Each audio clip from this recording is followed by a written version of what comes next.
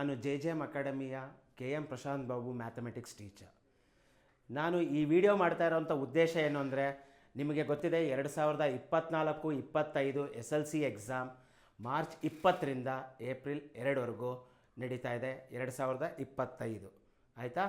ಈಗ ನೀವು ಪ್ರಿಪೇರ್ ಆಗಿದ್ದೀರೋ ಇಲ್ವೋ ಅನ್ನೋದು, ಈಗ ಆಗಿದ್ದರೆ ಓಕೆ, ಆಗಿಲ್ದ ಅಂದರೆ ನನ್ನ ವಿಡಿಯೋಗಳನ್ನು ಫಾಲೋ ಮಾಡ್ತಾ ನೀವು ಇನ್ನೂ ಹೆಚ್ಚಿನ ಬೇಗ ಹೇಗೆ ಮಾಡೋದು, ಈ ಚಾಪ್ಟ್ರಲ್ಲಿ ಒಂದು ಚಾಪ್ಟರ್ ತೊಗೊತೀನಿ, ಆ ಚಾಪ್ಟ್ರಲ್ಲಿ ಯಾವ ರೀತಿಯಾಗಿ 1 ಮಾರ್ಕ್ಸ್ ಕೇಳ್ತಾರೆ, 2 ಮಾರ್ಕ್ಸ್ ಕೇಳ್ತಾರೆ, 3 ಮಾರ್ಕ್ಸ್ ಕೇಳ್ತಾರೆ, 4 ಮಾರ್ಕ್ಸ್ ಕೇಳ್ತಾರೆ ಅನ್ನೋದನ್ನು ನಾನು ಹೇಳ್ಕೊಡ್ತಾ ಬರ್ತಾ ಇರ್ತೀನಿ. ಈಗ ನಾನು ಇದನ್ನು ಸ್ಟಾರ್ಟ್ ಮಾಡೋದಕ್ಕಿಂತ ಮುಂಚೆ ನಾನು ಯಾವ ಚಾಪ್ಟ್ರನ್ನ ಸ್ಟಾರ್ಟ್ ಮಾಡ್ತಾ ಇದ್ದೀನಿ ನಿಮಗೆ ಅನ್ನೋದನ್ನು ತಿಳಿಸ್ತೀನಿ. ನಾನಿವಾಗ ಮೊದಲನೇ ಚಾಪ್ಟರ್ ಅಲ್ಲ, 2ನೇ ಚಾಪ್ಟರ್, ನಿಮ್ಮ ಟೆಕ್ಸ್ಟ್ ಬುಕ್ಕಲ್ಲಿ 2ನೇ ಚಾಪ್ಟರು, ನಮಗೆ ಮೊದಲನೇ ಚಾಪ್ಟ್ರು ಯಾವುದು, ಪಾಲಿನಾಮಿಯಲ್ಸನ್ನು ತಗೊಳ್ತಾ ಇದ್ದೀನಿ ಮಕ್ಕಳ. ಪಾಲಿನಾಮಿಯಲ್ಸ್ ನಿಮ್ಮ ಟೆಕ್ಸ್ಟ್ ಬುಕ್ಕಲ್ಲಿ 2ನೇ ಚಾಪ್ಟರ್. ಅದರಲ್ಲಿ 1 ಮಾರ್ಕ್ಸಿನ ಪ್ರಶ್ನೆಯನ್ನು ಕೇಳ್ತಾರಾ, ಇಲ್ಲ 2 ಮಾರ್ಕ್ಸ್ ಕೇಳಿದ್ರೆ ಯಾವ ರೀತಿ ಕೇಳ್ತಾರೆ, 1 ಮಾರ್ಕ್ಸ್ ಕೇಳಿದ್ರೆ ಯಾವ ರೀತಿ ಕೇಳ್ತಾರೆ, 3 ಮಾರ್ಕ್ಸಿಗೆ ಕೇಳಿದ್ರೆ ಯಾವ ರೀತಿ ಕೇಳ್ತಾರೆ, ಅಕಸ್ಮಾತ್ 4 ಮಾರ್ಕ್ಸಿಗೆ ಕೇಳಿದ್ರೆ ಯಾವ ರೀತಿ ಕೇಳ್ತಾರೆ, ಅದು ಯಾವ ರೀತಿಯಾಗಿರುತ್ತೆ, ಆ ಪ್ರಶ್ನೆಗಳನ್ನು ಒಂದೊಂದಾಗಿ ಹೇಳ್ಕೊಡ್ತೀನಿ ಮಕ್ಕಳ. ಬನ್ನಿ, ಈಗ ನಾವು ಪಾಲಿನಾಮಿಯಲ್ಸ್ ಚಾಪ್ಟರನ್ನು 1 ಮಾರ್ಕ್ ಕ್ವಶನ್ಗಳಲ್ಲಿ ಎಷ್ಟು ಟೈಪ್ ಬರುತ್ತೆ, ಒಂದೊಂದು ಟೈಪನ್ನು ಕೂಡ ನಾನು ಈ ವಿಡಿಯೋಲಿ ಮಾಡ್ತಾ ಇರ್ತೀನಿ. ನೀವು ಅದನ್ನು ನೋಡಿ ಈಗಲೇ ನೀವು ತಕ್ಷಣ ಏನು ಮಾಡಬೇಕಾಗುತ್ತೆ, ಒಂದು ಬುಕ್ಕು ಮತ್ತು ಪೆನ್ನು ಎರಡನ್ನೂ ತಗೊಳ್ಳಿ. ಅದನ್ನು ನಾನು ಹೇಗೆ ಹೇಳ್ಕೊಡ್ತಿರ್ತೀನೋ ನೀವು ಆಗಲೇ ಟ್ರೈ ಮಾಡ್ತಾ ಹೋದರೆ ಖಂಡಿತ ಹೇಳ್ತೀನಿ ಮಕ್ಕಳ, ನಿಮಗೆ ಒಳ್ಳೆ ಮಾರ್ಕ್ಸ್ ಬರೋದಕ್ಕೆ ಯಾರಿಂದನೂ ತಡೆಯೋದಕ್ಕೆ ಯಾರಿಂದನೂ ಸಾಧ್ಯ ಇಲ್ಲ. ಇದನ್ನು ನನ್ನ ಅಶೂರೆನ್ಸ್ ಅಂತ ತಿಳ್ಕೊಳ್ಳಿ. ಈ ಚಾಪ್ಟ್ರ್ ಅಲ್ಲ, ಪ್ರತಿಯೊಂದು ಚಾಪ್ಟ್ರನ್ನು ಫಾಲೋ ಮಾಡ್ತಾ ಹೋದರೆ 80ಕ್ಕೆ 80 ಬರುತ್ತೆ ಅನ್ನೋದನ್ನು ನಾನು ನಿಮಗೆ ಖಾತ್ರಿ ಮಾಡಿ ಬರ್ಕೊಡ್ತೀನಿ. ಅರ್ಥ ಆಯ್ತಾ? ಬನ್ನಿ ಮಕ್ಕಳ, ಈಗ ಪಾಲಿನಾಮಿಯಲ್ಸ್ ಚಾಪ್ಟರ್ನ ತಿಳ್ಕೊಳ್ಳೋಣ. ನೋಡಿ, ಈಗ ಯಾವ ರೀತಿಯಾಗಿ ಪ್ರಶ್ನೆಗಳನ್ನು ಕೇಳ್ತಾರೆ ಪಾಲಿನಾಮಿಯಲ್ಸ್ ಚಾಪ್ಟ್ರಲ್ಲಿ. ಮೊದಲನೇದು ಟೈಪ್ 1 ಯಾವ ರೀತಿ ಕೇಳ್ತಾರೆ ನೋಡಿ, ಇಲ್ಲಿ ಕೊಟ್ಟಿದ್ದೀನಿ. Right the degree of the polynomial P of x is equal to x bracket x squared plus 3 bracket close plus 5x squared plus 1. Degree ಬರಿಬೇಕು ಅಂದರೆ ನಾನು ಏನು ಮಾಡಬೇಕು, P of x is equal to ಕ್ವಶನನ್ನು ಹಾಗೆ ಬರ್ಕೋತೀನಿ ನೋಡಿ ಮಕ್ಕಳ. ಇಲ್ಲಿ P of x is equal to x into x squared plus 3 plus 5x squared plus 1. ಈಗೇನು ಮಾಡಬೇಕು ಅಂದರೆ ಇದನ್ನು ಇದಕ್ಕೆ ಮಲ್ಟಿಪ್ಲೈ ಮಾಡಬೇಕಾಗತ್ತೆ. ಮಲ್ಟಿಪ್ಲೈ ಮಾಡೋದು ಯಾವ ರೀತಿ, x ಇಂಟು x ಸ್ಕ್ವಯರ್ಡ್ ಆಯಿತಾ, ಪ್ಲಸ್ 3x ಆಯಿತಾ. ಮಲ್ಟಿಪ್ಲೈ ಮಾಡಬೇಕು ನೋಡಿ, ಪ್ರತಿಯೊಂದನ್ನು ಮಲ್ಟಿಪ್ಲೈ ಮಾಡಿದ ನಂತರ ಬರೆಯುವಂಥದ್ದು 5x ಸ್ಕ್ವಯರ್ಡ್ ಪ್ಲಸ್ 1. ನೋಡಿ ಇಲ್ಲೇನಾಗುತ್ತೆ, ಈಗ x ಇಂಟು x ಸ್ಕ್ವಯರ್ಡ್ ಏನಾಗುತ್ತೆ ಮಕ್ಕಳ, x into x squared x cube ಆಗುತ್ತೆ ಆಯಿತಾ. ಇಲ್ಲಿ 3x ಹಾಗೆ ಬರಿತೀನಿ, ಆಮೇಲೆ 5x ಸ್ಕ್ವಯರ್ಡ್ ಅದೇ ರೀತಿ ಬರಿತೀನಿ ಆಯಿತಾ, ಪ್ಲಸ್ 1 ಆಯಿತಾ. ಏನಾಗುತ್ತೆ ನೋಡಿ, x squared plus 3x plus 5x squared plus 1. ಅತಿ ಹೆಚ್ಚು ಪವರ್ ಎಷ್ಟಿದೆ ಇಲ್ಲಿ ನೋಡಿದ ತಕ್ಷಣ ಗೊತ್ತಾಗುತ್ತೆ. ಏನಾಗುತ್ತೆ, 3 ಅಂದರೆ ಡಿಗ್ರಿ ಏನಿದೆ, ಇದರ ಡಿಗ್ರಿ ಏನು ಅಂತ ಕೇಳಿದಾರಲ್ವಾ. ಡಿಗ್ರಿ ಅತಿ ಹೆಚ್ಚಿನ ಪವರ್ ಯಾವುದಿದೆ ವೇರಿಯಬಲ್ಗೆ, 3 ಇದೆ, ಅದಕ್ಕೆ ಇದರ ಡಿಗ್ರಿ 3 ಇದ್ದಾಗ ಅಂಥ ಪಾಲಿನಾಮಿಯಲ್ಸ್ಗಳಿಗೆ ಏನಂತ ಕರೀತಾರೆ, ಅಂಥ ಪಾಲಿನಾಮಿಯಲ್ಸ್ಗೆ ಕ್ಯೂಬಿಕ್ ಪಾಲಿನಾಮಿಯಲ್ಸ್ ಅಂತ ಕರೀತಾರೆ. ಅರ್ಥ ಆಯ್ತಾ? Cubic polynomials. ಅಕಸ್ಮಾತಾಗೆ ಇದು ಕ್ಯೂಬ್ ಇಲ್ಲದೆ ಬರೇ ಸ್ಕ್ವಯರ್ ಇದ್ದಿದ್ರೆ, ಸ್ಕ್ವಯರೇ ಹೈಯೆಸ್ಟ್ ಪವರ್ ಇದ್ದಿದ್ರೆ ಅದನ್ನೇನಂತ ಕರೀತಾರೆ, ಅದನ್ನು ಕ್ವಾಡ್ರಾಟಿಕ್ ಪಾಲಿನಾಮಿಯಲ್ ಅಂತ ಕರೀತಾರೆ. ಅಕಸ್ಮಾತಾಗೆ ಬರೀ x+1 ಅಂತ ಬರೆದುಬಿಟ್ಟು ಈ ಎಕ್ಸ್ಪ್ರೆಷನ್ನಿನ ಡಿಗ್ರಿ ಎಷ್ಟು ಅಂತ ಕೇಳಿದಾಗ ಎಕ್ಸ್ನ ಪವರ್ ಎಷ್ಟಿದೆ ಮಕ್ಕಳ? ಇಲ್ಲಿ 1 ಇದೆ. ಅದಕ್ಕೆ ಏನಂತ ಕರಿತೀವಿ? ಇದನ್ನು ನಾವು ಲೀನಿಯರ್ ಪಾಲಿನಾಮಿಯಲ್ ಅಂತ ಕರಿತೀವಿ. 3 ಟೈಪ್ ಇರುತ್ತೆ ಪಾಲಿನಾಮಿಯಲಲ್ಲಿ. ನೀವು ಈ 3 ಟೈಪನ್ನು ಸಂಬಂಧಪಟ್ಟಂಗೆ ಯಾವುದಾದ್ರೂ ಒಂದು ಕ್ವಶನನ್ನು ನೀವು ಎಕ್ಸ್ಪೆಕ್ಟ್ ಮಾಡ್ಬೋದು. ಗೊತ್ತಾಯ್ತಾ? ಈ ರೀತಿ ಯಾವುದೋ ಈ ಥರ ಕೊಟ್ಬಿಟ್ಟು ಡಿಗ್ರಿಯನ್ನು ಕೇಳ್ತಾರೆ. ಅರ್ಥ ಆಯ್ತಾ? ಡಿಗ್ರಿ ಅಥವಾ ಝೀರೋಸ್ ಎಷ್ಟಿದೆ? ಅದು ಕೂಡ 3 ಬರುತ್ತೆ ಝೀರೋಸು. ಏನದು ಝೀರೋಸ್ ಅಂತ ಹೇಳಿದೆ, ಅದಕ್ಕೆ ಮುಂದಿನ ಪ್ರಶ್ನೆ ಇದೆ. ಆ ಝೀರೋಸ್ ಅಂದರೆ ಏನು ಅನ್ನೋದನ್ನು ಹೇಳ್ಕೊಡ್ತೀನಿ. ಯಾಕೆ ಅದನ್ನು ಝೀರೋಸ್ ಅಂತ ಹೆಸರಿಟ್ಟಿದ್ದಾರೆ ಅನ್ನೋದನ್ನು ನಾನು ಹೇಳ್ತೀನಿ. ಅದು ಮುಂದಿನ ಒಂದು ಉದಾಹರಣೆ ಇದೆ, ಎಕ್ಸಾಂಪಲ್ ಇದೆ. ಆ ಎಕ್ಸಾಂಪಲಿನ ನಿಮಗೆ ಅದನ್ನು ನಾನು ಹೇಳ್ಕೊಡ್ತೀನಿ. ಈಗ ಮುಂದಿನ ಪ್ರಶ್ನೆಗೆ ಹೋಗೋಣ ಮಕ್ಕಳ. ಟೈಪ್ 1ನಲ್ಲೇ ಎರಡನೇ ಕ್ವಶನ್ನು ನೋಡಿ. ಎರಡನೆಯ ಕ್ವಶನ್ನು ಇಲ್ಲಿ right the degree of the polynomial x⁴ - x² + 2 ಅಲ್ವಾ? ಈಗ ಈ ಪಾಲಿನಾಮಿಯಲಿನ ಡಿಗ್ರಿ ಎಷ್ಟು ಅಂತ ಕೇಳಿದ್ದಾರೆ. ನಿಮ್ಗೆ ಏನು ಹೇಳಿದೆ? ಒಂದು ವೇರಿಯಬಲ್ ಇರುತ್ತೆ. ವೇರಿಯಬಲ್ ಅಂದರೆ ಎ ಅಂತ ಇರ್ಬೋದು. ನೋಡಿ ಇಲ್ಲಿ ಎಕ್ಸ್ ಇದೆ, ವೇರಿಯಬಲ್ ಅನ್ನೋದು ಎಕ್ಸ್ ಇದೆ. ಆಯಿತಾ? ಈಗ ಎಕ್ಸ್ ಇದೆ ಅಂತ ಹೇಳಿದಾಗ ಎಕ್ಸ್ ಇದೆ ಅಂತ ವೇರಿಯಬಲ್ ಇದೆ ಅಂತ ಹೇಳಿದಾಗ ಅದರ ಪವರ್ ಎಷ್ಟಿದೆ ನೋಡಿ. ಅದರ ಪವರ್ ಏನಿದೆ? ಅದರ ಪವರು ಹೈಯೆಸ್ಟ್ ಪವರು 4 ಇದೆ. ಅಲ್ವಾ? ಅದರ ಹೈಯೆಸ್ಟ್ ಪವರು 4 ಇದೆ. 4 ಇದೆ ಅಂದಾಗ ಏನಾಗುತ್ತೆ? ಅದರ ಡಿಗ್ರಿ ಏನಾಗುತ್ತೆ ಮಕ್ಕಳ? ಡಿಗ್ರಿ 4 ಅಷ್ಟೇ. ನೋಡಿ ಡಿಗ್ರಿ ಎಷ್ಟಂತ ಬರಿತೀರಾ? ಡಿಗ್ರಿ 4 ಅಂತ ಬರಿತೀರಾ ಅಷ್ಟೇ.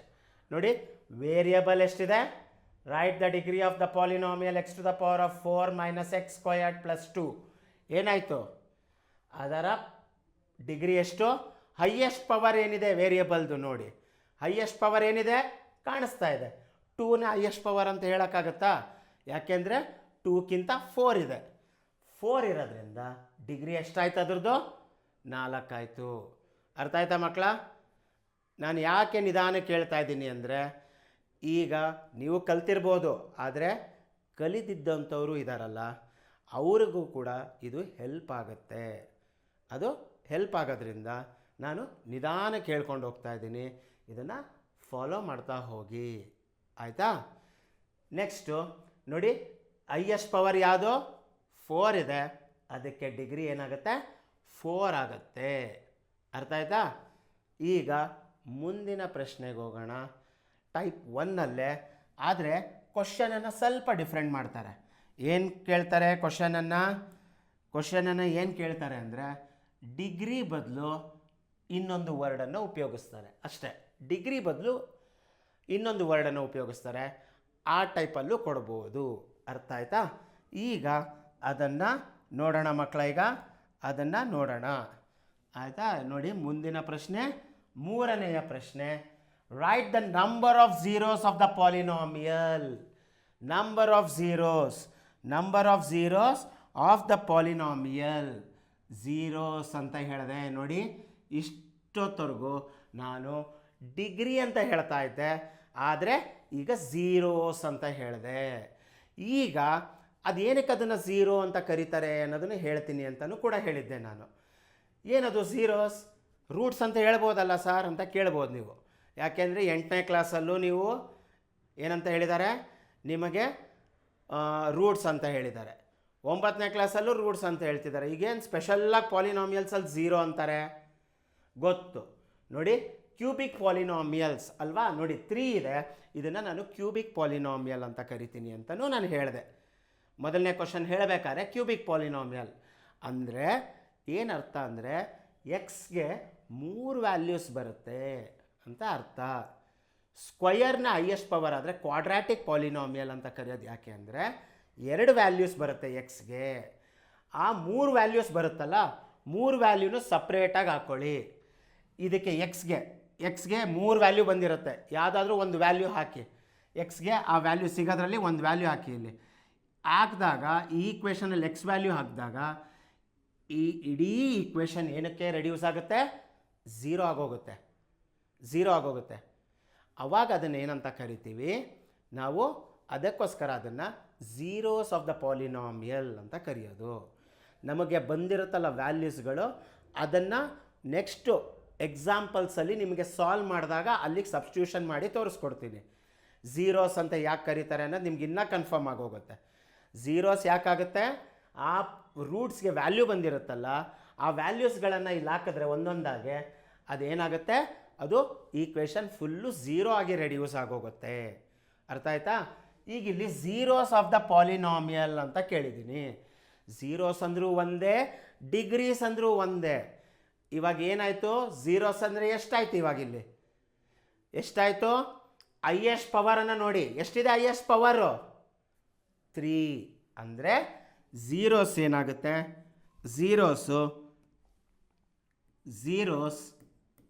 ಝೀರೋಸನ್ನು ನೋಡಿ, ಇಲ್ಲಿ 3 ಅಂತ ಬರಿಬೋದು. 3 ಝೀರೋಸ್. ಡಿಗ್ರಿ ಅಂದರೂ ಒಂದೇ, ಝೀರೋಸ್ ಅಂದರೂ ಒಂದೇ.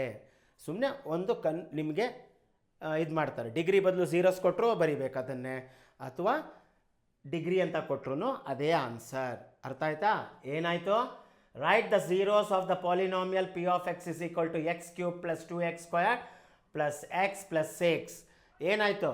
ಇಲ್ಲಿ ಹೈಯೆಸ್ಟ್ ಪವರನ್ನು ನೋಡಿ, ಆ ಹೈಯೆಸ್ಟ್ ಪವರ್ಗೆ ಏನು ಬರುತ್ತೆ ಅದನ್ನು 3 ಅಂತ ಹಾಕಿ. ನೋಡಿ ಮಕ್ಕಳ, ನಿಧಾನಕ್ಕೆ ಹೇಳ್ಕೊಡ್ತಾ ಇದ್ದೀನಿ, ಇದು ಮಾಡ್ತಾ ಇದ್ದೀನಿ. ನಮ್ಮ ಆ್ಯಪಲ್ಲಿ ಇದು ಫುಲ್ಲು ನಿಮಗೆ ಸಿಗುತ್ತೆ. ಆಮೇಲೆ ಇಲ್ಲ ಅಂದರೆ ನಿಮ್ಗೆ ಅಲ್ಲಿ ನಮ್ಮ ಆ್ಯಪು ಎಲ್ಲಿ? ನಿಮ್ಮ ಮೊಬೈಲಿನ ಪ್ಲೇಸ್ಟೋರ್ಗೆ ಹೋಗಿ JGM ಅಕಾಡೆಮಿ ಅಂತ ಹೊಡೆದ್ರೆ ಅಲ್ಲಿ ಈ ಲೋಗೋ ಕಾಣಿಸುತ್ತೆ. ಈ ಲೋಗೋನ ನೀವು ಒತ್ತಿದ್ರೆ, ಡೌನ್ಲೋಡ್ ಮಾಡಿಕೊಂಡ್ರೆ, ನಮ್ಮ ಸಬ್ಸ್ಕ್ರಿಪ್ಷನನ್ನು ಪಡ್ಕೊಂಡ್ರೆ ನಿಮಗೆ ಎಲ್ಲ ಪ್ರತಿಯೊಂದು ಚಾಪ್ಟರಿನ 1 ಮಾರ್ಕ್ಸ್ ಆಗಲಿ, 2 ಮಾರ್ಕ್ಸ್ ಆಗಲಿ, 3 ಮಾರ್ಕ್ಸ್ ಆಗಲಿ ಆ ಚಾಪ್ಟ್ರಲ್ಲಿ ಕೇಳ್ತಾರೆ. ಅಂದರೆ ಯಾವ ರೀತಿ ಕೇಳ್ತಾರೆ, ಅದರ ಡಿಸ್ಕ್ರಿಪ್ಷನ್ ಏನು, ಫುಲ್ ವಿಡಿಯೋಗಳನ್ನು ನಿಮಗೆ ಸಿಗುತ್ತೆ. ಅದು ಕೇವಲ 499 ರೂಪಾಯಿಗೆ. ಮ್ಯಾಕ್ಸು ಸೈನ್ಸು 2 ಒಟ್ಟಿಗೆ ತೊಗೊಂಡ್ರೆ 799 ರೂಪಾಯಿ. ಬರೀ ಮ್ಯಾಕ್ಸ್ ತೊಗೊಂಡ್ರೆ 499 ರೂಪಾಯಿ. ಬರೀ ಸೈನ್ಸ್ನ ತೊಗೊಂಡ್ರೆ 499 ರೂಪಾಯಿ. ಎರಡನ್ನೂ ಒಟ್ಟಿಗೆ ತೊಗೊಂಡ್ರೆ 799 ರೂಪಾಯಿ ಅಂತ ಆಗುತ್ತೆ. ಆಯಿತಾ?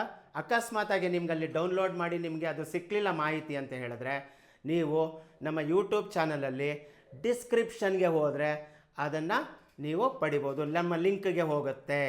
ಅರ್ಥ ಆಯ್ತಾ? ಆಮೇಲೆ ನಮ್ಮ ಆಫ್ಲೈನ್ ಕ್ಲಾಸ್ಗೆ ನೀವು ಯಾರಾದರೂ ಸೇರಬೇಕು ಅಂದರೆ ಬೆಳ್ಳೂರು ಕ್ರಾಸಲ್ಲಿ ಆಫ್ಲೈನ್ ಇದೆ, ಅಲ್ಲಿಗೆ ಬಂದು ಸೇರ್ಕೋಬೋದು. ಆಯಿತಾ? ನಾಗಮಂಗಲ ತಾಲೂಕು ಬೆಳ್ಳೂರು ಕ್ರಾಸ್. ಅರ್ಥ ಆಯ್ತಾ ಮಕ್ಕಳ?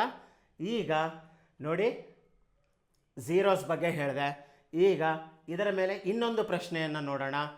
ಬನ್ನಿ ಮಕ್ಕಳ, ಈಗ 4ನೆಯ ಪ್ರಶ್ನೆ ನೋಡಿ. Write the zeros of the polynomial. ಏನದು?